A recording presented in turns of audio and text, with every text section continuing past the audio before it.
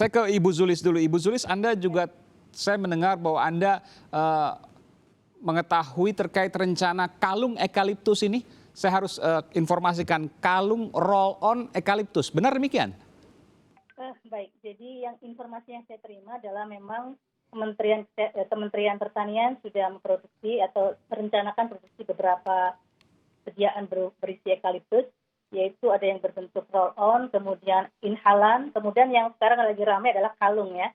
Iya. Jadi kalau menurut pendapat saya sendiri ya, kalung ekaliptus ini merupakan satu inovasi yang perlu diapresiasi ya, karena berangkat dari ide adanya aksesori aromaterapi begitu.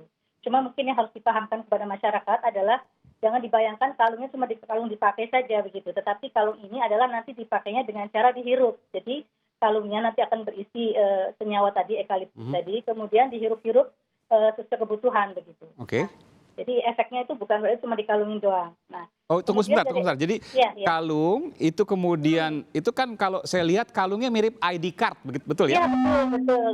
Itu nanti bahannya apa? akan Kertas, diisi. kayak kertas seperti itu? Saya kurang tahu persis sebetulnya karena saya bukan penelitinya ya. Cuman Oke. saya membayangkan isinya itu adalah nanti bahan aktifnya itu ekaliptusnya itu akan dimasukkan di situ ya dalam Oke. bentuk apa saya kurang tahu, dan itu kemudian bisa dihirup-hirup. Jadi ada Oke. lubang-lubangnya gitu kan. Nah, nanti akan dihirup-hirup sesuai dengan kebutuhan. Jadi Jadi ininya ID card itu, saya katakan ID card kan mirip ID iya, card, itu harus iya. sering dihirup-hirup begitu? Iya, jadi dibawa-bawa kemana-mana dan kemudian dihirup. Jadi seperti kita pakai roll on ya, inhaler itu ya. Oke. Inhalasi kan dihirup-hirup. Cuman ini model baru aja dibentuk kalung begitu. Makanya yang ramai itu kan bentuk kalungnya. Sebetulnya kalau menghirup-hirup itu kan udah biasa.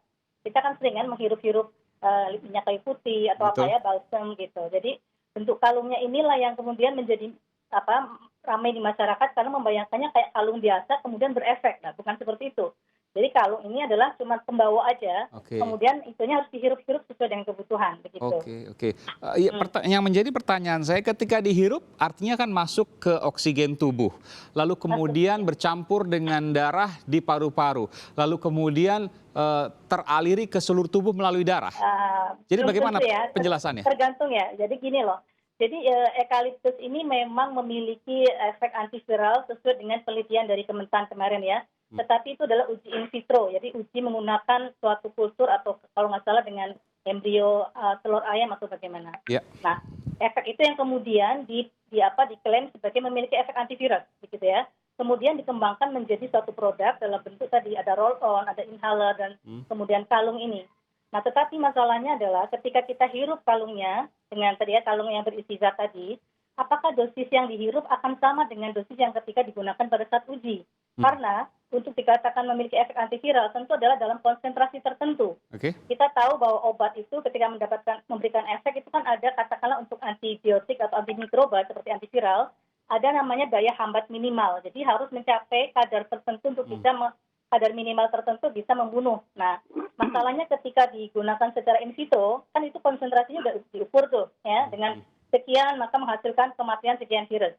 Tetapi ketika diinhalasi atau dihirup-hirup, apakah dosis itu tercapai? Itu yang tidak bisa dipastikan. Sama nggak kekentalannya, sama nggak Betul. konsentrasinya begitu ya? Betul, ya. Tapi pertanyaan saya ketika katakanlah sama, kita bicara itu soal kekentalan atau konsentrasi nanti. Ketika sama, bagaimana cara bekerjanya? Karena kan dihirup, bayangan saya tadi kemudian masuk ke oksigen, tertukar darah dengan paru-paru.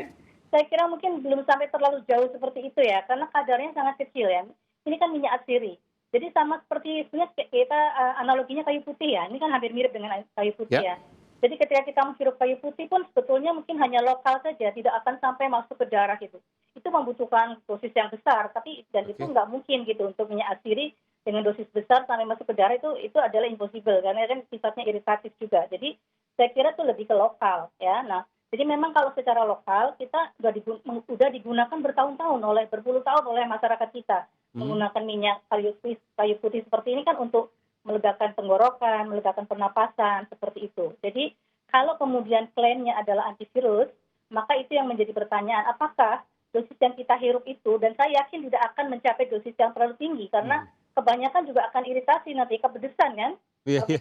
Oh, bisa iritasi ya Bu Dokter?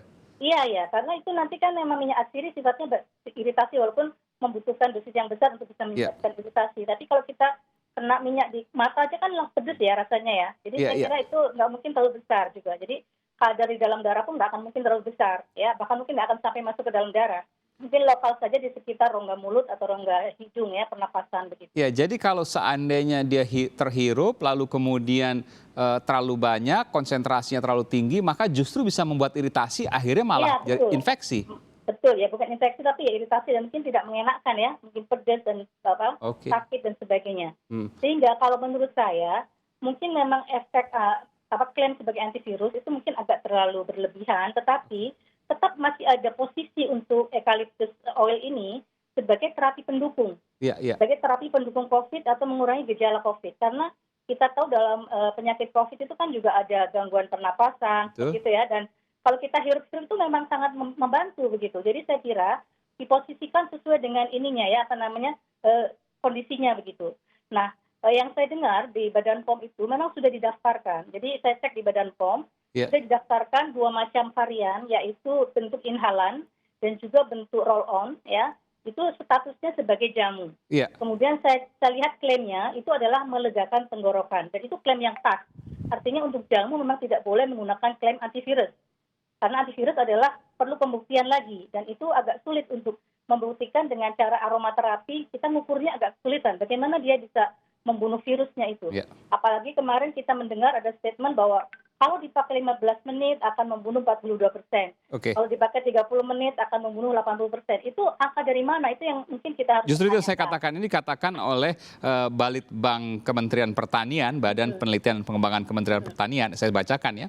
Produk ini mengandung bahan yang telah diuji secara in vitro, artinya dimasukkan ke dalam tubuh makhluk hidup di laboratorium. Bukan. In vitro itu tidak dimasukkan dalam makhluk hidup. Tapi Jadi dia hanya pada sel. Oh, pada sel, oke, baik. Iya, Secara in kurang vitro di laboratorium memiliki aktivitas antivirus Betul. baik terhadap virus influenza maupun Oke. virus corona, yakni Betul. gamma dan beta corona. Oke. Bukan corona COVID-19 ini ya? Iya, hampir sama nggak apa-apa sih. Misalnya Oke, itu jadi hampir mirip, nggak satu apa-apa juga. jenis Ya, lah begitu. masih satu ya. Kalau bisa membunuh virus-virus ini artinya juga bisa membunuh virus corona. Ya, kemungkinan bisa. Ya. Ini disebutkan oleh salah satu peneliti Ya. di Balitbang Kementerian Pertanian. Ya. Pertanyaan saya, artinya memang ini bisa membunuh virus Ya. corona? Ya, saya tidak menolak informasi itu dan tidak menyangkal juga dan bahkan appreciate ya bahwa itu juga sulit juga untuk mendapatkan data seperti itu. Oke, Tetapi kenapa sekali sulit ya Ibu? Ya, Di mana sulitnya kemudian untuk Ya, mendapatkan tentu data saja itu? kan Bukankah harus mengukur ya. penelitian dengan in vitro tadi memasukkan ke dalam sel yang membuktikan bahwa virus corona itu mati? Ya. Ini sebuah temuan yang luar biasa. Betul, luar biasa. Makanya saya appreciate itu penelitian yang bagus. Tetapi kemudian itu kan menggunakan kadar tertentu ya yang bisa membunuh virus dalam sel itu tadi. Ya. Tetapi kemudian ketika kita aplikasikan dalam suatu produk, kemudian diinhalasi misalnya, apakah kadar yang terhirup itu nanti akan sama seperti kadar waktu diuji? Baik. Karena kadar yang diuji itu adalah kadar yang membunuh. Tetapi ketika kadarnya itu misalnya kurang, tidak mencapai kadar hambat minimalnya, maka tidak akan memberikan efek antivirus. Itulah masalahnya di situ. Oke. Jadi ketika klaim itu disampaikan ini berefek antivirus, itu ada catatannya begitu ya. Tentunya dengan dosis sekian, tetapi dengan aromaterapi apakah bisa tercapai juga itu yang mungkin harus Bagaimana ukurannya untuk mengukur supaya mendapatkan dosis sekian begitu ya? Betul. Oke. Namun demikian, saya lebih prefer sebetulnya tidak harus memaksakan diri harus menjadi antiviral. Karena sebagai posisi sebagai obat suportif tadi, simptomatik pun sangat bagus begitu, sangat dibutuhkan. Sehingga dengan demikian tetap saja apakah harus uji klinik, saya kira mungkin tergantung ya. Tapi tanpa uji klinik pun sebetulnya asal klaimnya tidak antiviral, itu nggak masalah gitu loh. Yang memasalahkan kan efek klaim antiviralnya. Namun demikian, tadi saya mendengar juga bahwa Kementan sebetulnya sudah mengatakan tidak ada klaim antiviral kok, begitu kan ya. Iya. Jadi saya kira oke, kalau nggak ada, cuman masalahnya ketika kita melihat searching ya, masyarakat nih ya, membaca atau searching di Google atau apapun. Itu belakangan Bu Zulis. Belakangan dikatakan bahwa tidak ada efek antiviral. Betul, Sebelumnya itu. berkali-kali disebutkan bahwa ini bisa membunuh virus corona, Betul. beta corona, gamma corona, influenza. Betul, iya, itu nggak salah. Tapi sekali lagi itu misleading karena itu Oke. bukan pada saat bentuk kalung. Sedangkan asosiasinya, orang kan ini kalungnya nih yang bikin antiviral, ya kan? Ya. Tapi kalau dia terpisah sebagai tadi uji in vitro nggak masalah, memang mungkin betul, ya.